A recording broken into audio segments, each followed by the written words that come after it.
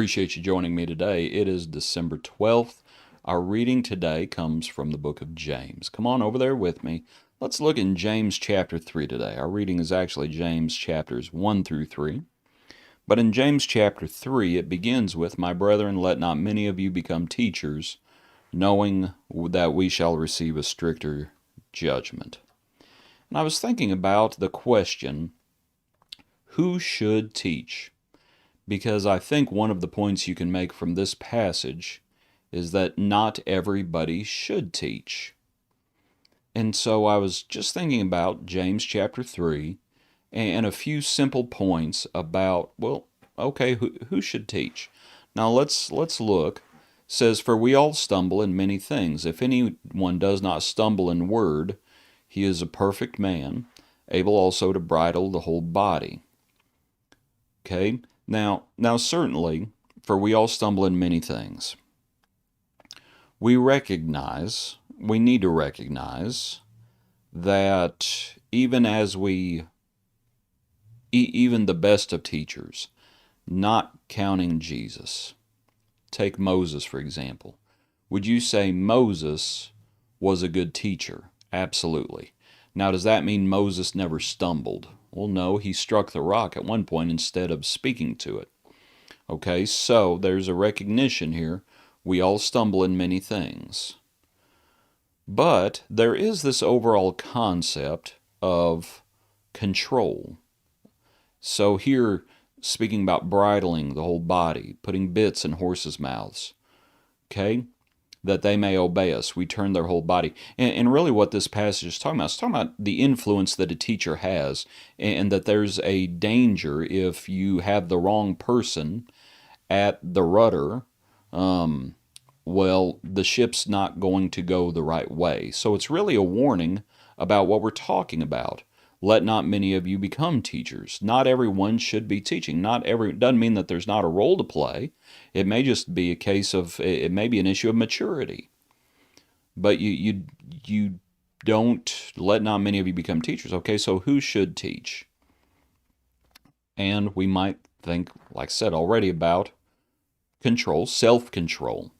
Self-control as it is. If anyone does not stumble in word, he is a perfect man. He's complete, able also to bridle the whole body. You might consider influence and just the role the teacher has in a body to steer the ship as it is, or here just as it speaks about it. So we think about self-control. What I was thinking of was in the qualifications for elders, it speaks about if a man doesn't know how to rule his own house, how's he going to rule the house of God? Okay, so here in talking in James 3, how's a person going to exercise control over the body, the church, if he's not able to exercise control over himself? So I would suggest the first thing we might consider is who should teach. Someone who's able to control themselves. Again, everyone stumbles. We understand that. So, who should teach? Someone who exercises self-control. But also we might think about the truth. And that you get into, okay, well, what do you teach? What do you teach? And for if anyone does not stumble in word. And so we think about, for example, we have this concept, and pardon me for kind of rambling a little bit, out of the same mouth proceed blessings and cursings. My brethren, these things ought not to be so. Okay? So we think about the unadulterated truth. Let's put it like that. Okay, we're getting into content. Who should teach? Well, it's the person who exercises self-control, but also you teach what we know. You teach what you know, but it needs to be the unadulterated truth. And I wanted to put it that way specifically. For example, Apollos. Was Apollos teaching the unadulterated truth as far as he knew? Okay? He only knew the baptism of John, but he had not veered off course. Sometimes what people think is is that you can't teach false doctrine. Okay, you self-control, and you teach what you know, and it better be you have received with meekness the implanted word. Earlier in James, you've laid aside the malice, the wickedness, those things, and you've received with meekness the implanted word. Now, if you're also hearing other things, if you're also receiving other things, well, that's not good. That's not good. Okay, so who should teach? It's the person who's exercises self-control. It's the person who's teaching the unadulterated truth. It's also, to think about it, there's something to be said about not being argumentative. And other passages that come to mind are, when Paul's talking to Timothy and he talks about the useless wranglings passage. Sometimes people just, they just get argumentative. They want to be heard. They want to hear themselves talk. They just want to be argumentative, and they just want to win the debate. And that person shouldn't be teaching. That person should not be teaching. And you'll see why here in just a moment, especially. But if you have someone who's just argumentative, or who just takes joy and gets joy out of taking the opposing view, I wouldn't let that person teach. I wouldn't let them teach.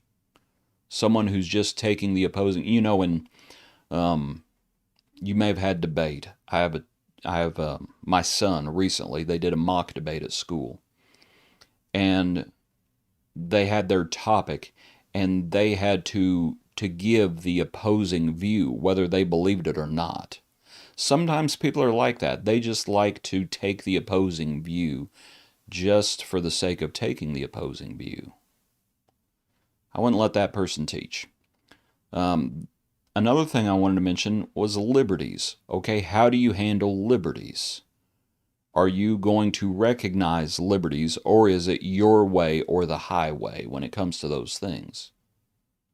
Okay, who should be teaching? If you can't recognize liberties, you should not be teaching, because what you'll end up doing is binding what God has not bound. Okay, that's what'll end up happening. That's not good. Another thing to mention is, will you be fair-minded? Will you be fair-minded, or will you play favorites with whoever you're teaching? Will you hold your friends or family to one standard and everyone else to another standard? If you are going to play favorites, you should not be teaching. Okay, so again, our points. Who should teach, or who should not teach, whichever way you want to look at it. Self-control is an issue. Unadulterated truth. If someone's just argumentative, if the person doesn't recognize liberties, and then fair-mindedness. Okay. Now we come back to James. Look a little further down. The wisdom that is from above. Right? We're in the same context. Who is wise and understanding among you?